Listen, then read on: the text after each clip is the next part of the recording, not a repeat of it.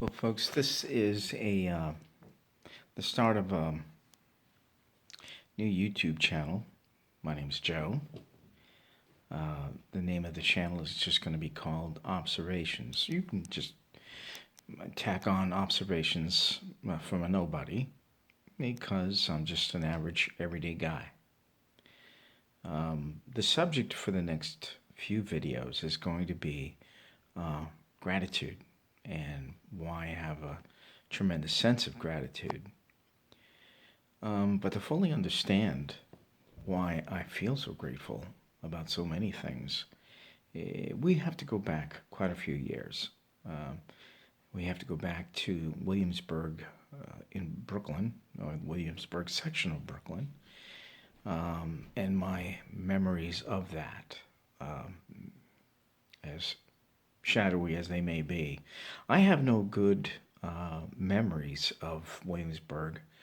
The only things that kind of stand out in my mind were looking down on the street below and some of the things that really kind of caught my attention as a youngster that was probably at this point too young to go to school.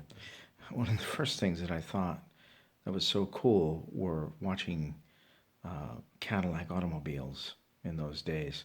And we're probably talking about 54, maybe 55, about that time frame. And the thing about Cadillacs that caught my attention was in this particular period, the rear bumper was actually part of the exhaust. So the rear bumper had these cutouts for the exhaust. And during the wintertime, that to me, that just looked so cool. You got these exhaust steam coming out of the car, and that just to me looked like a rocket ship. The apartment itself was kind of strange. We had a front bedroom where my parents slept. We had a back bedroom where I slept, and in between those two bedrooms was a combination of kitchen, dining room, bathroom, all at the same time. Our bathroom did not have a shower. Showers in those days, yeah, that's we're talking about almost caveman times. We had a tub right along the wall of our apartment.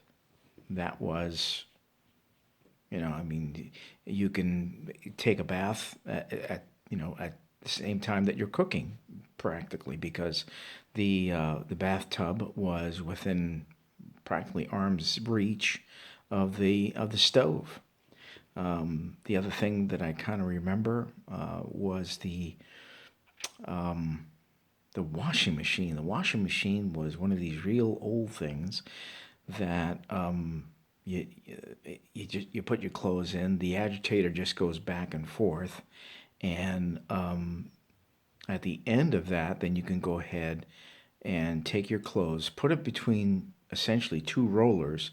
You had a crank handle that you cranked, and you ran the clothes through that, and that would squeeze all the moisture out of the clothes. There was no spin cycle, there was no rinse cycle.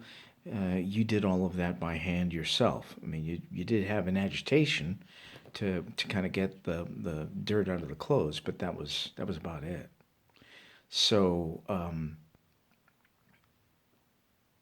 the other really sad memory that I have was I remember one time my father came home from wherever, and he was stinking drunk, and I saw him slap my mother around. And it wouldn't be the last time that I would see that happen. So it was that was kind of our household.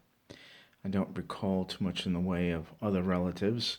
I know that I had a sister that died in childbirth. So I never met her, don't know anything about her. Hopefully, I'll see her in the hereafter. In any case, the other memories that are a little bit more vivid are of the Bay Ridge section of Brooklyn. And Bay Ridge was, it could be very, very different from one end of it to another. It could be very, very industrial. It could be very poor. It could be middle class. There were parts to it that were somewhat well to do, but usually the folks that lived in that part of Bay Ridge were people in the mafia. So it was an interesting neighborhood. We had a park right across the street from where I lived called Sunset Park. I lived right on Fifth Avenue between 42nd and 43rd Streets, and lots of memories, both good and bad, of living there. We had a candy store that was down the street. I don't remember the name of the guy and his wife who ran it. I think his name was Dan. But the really fun memories of living down there were the candies that you could get from the candy store. Well, where else would you get them? So they had these white strips of paper that had these dots on them, and it was just pure sugar, but they looked like these little dots on the paper, and you just basically just peel them off the paper and stick them in your mouth. We had Good and Plenty. We had a lot of Italian ices. I must have rotted my teeth on Italian ices, but they were so tasty. New York was really, really hot during the summertime in these days, and we'd get really thick snowfalls. Like I said, that I think I mentioned that we had a park right across the street from us, and all kinds of activity was going on in that park at nighttime.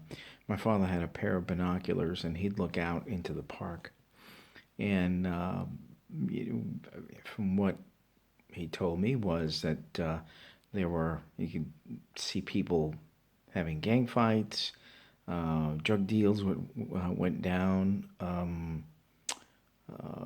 Saw people having sex in bushes, as if that was really going to, hide their activity. Where, in this park, there's not much in the way of, I mean, real bushes over there where you could hide what you were doing. And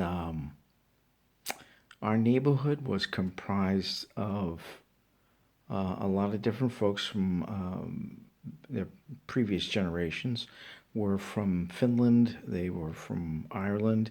We had a lot of Italians in our neighborhood. We had Jews in our neighborhood.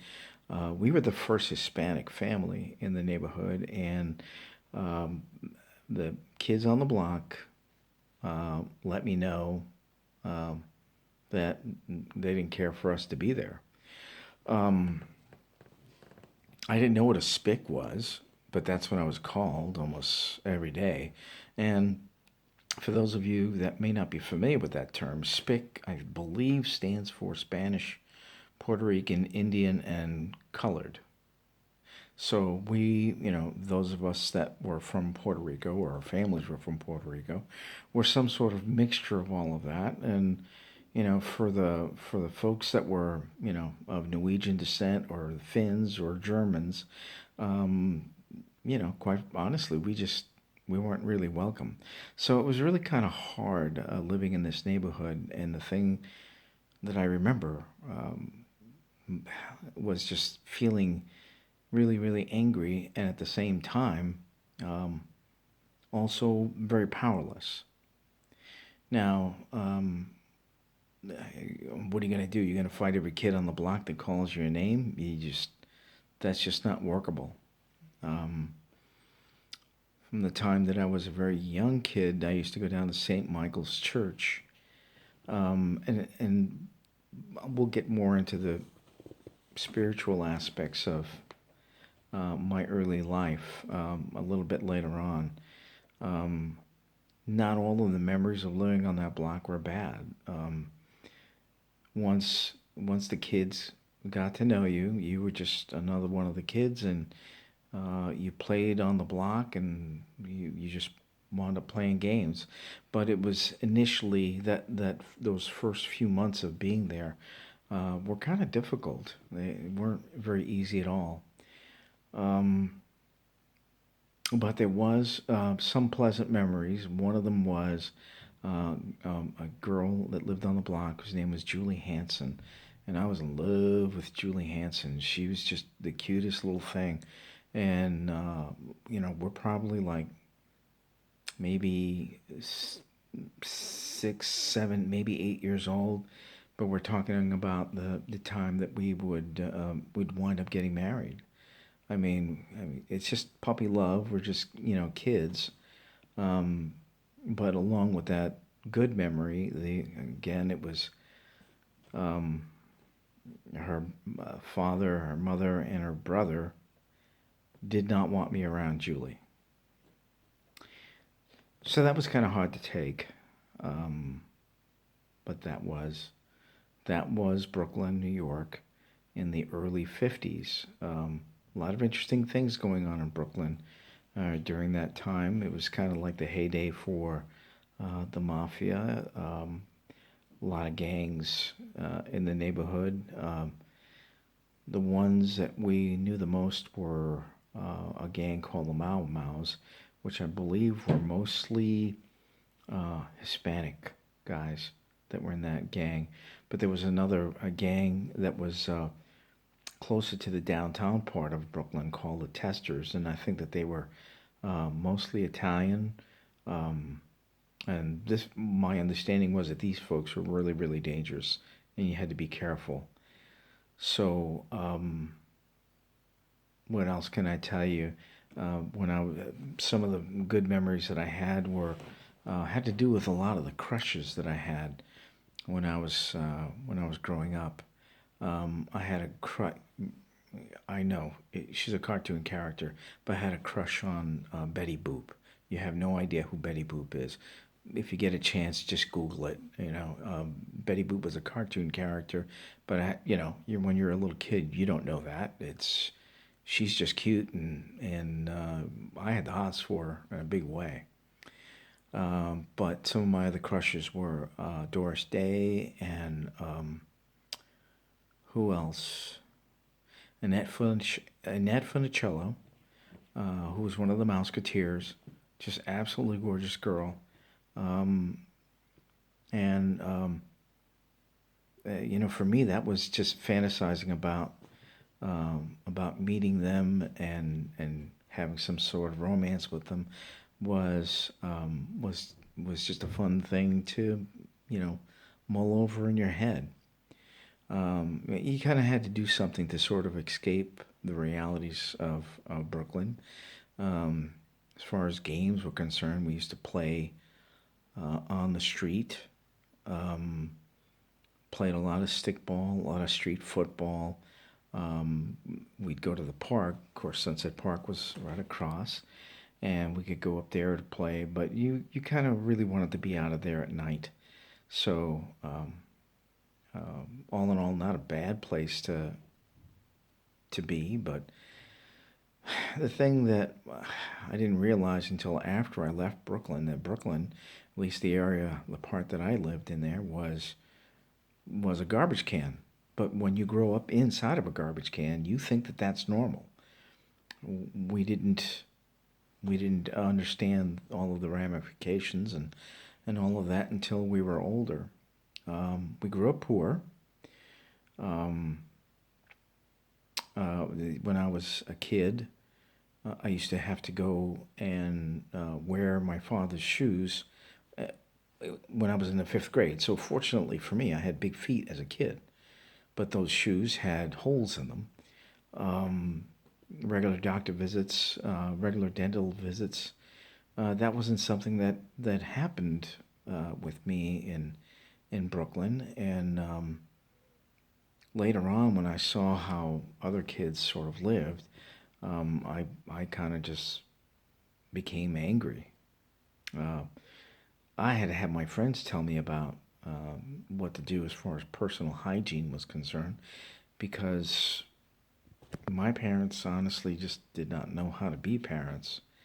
Um, So that kind of gives you at least a little bit of insight. Um, I went to, like I said, I'd go to mass by myself. My parents never went. I'd just get up early, rolled out of bed, and put on some clothes, and I'd go to mass. Um, but one of the things that I do remember, which kind of delves into sort of like the spiritual side of my life, is, of course, in Catholicism, they believe in infant baptism, and the priest takes the child and then they sprinkle some water on his head, and now you're baptized. Now you've completed one of the sacraments, and now you're on your way towards salvation as they understood it. And what's interesting is that usually when they do this, the child is usually less than a year old. Okay, but I have vivid memories of being baptized. I recall it. I mean, like it was like I was there. Of course, I was there, but it was like I knew that this was happening, and I had a complete memory of this as I grew older.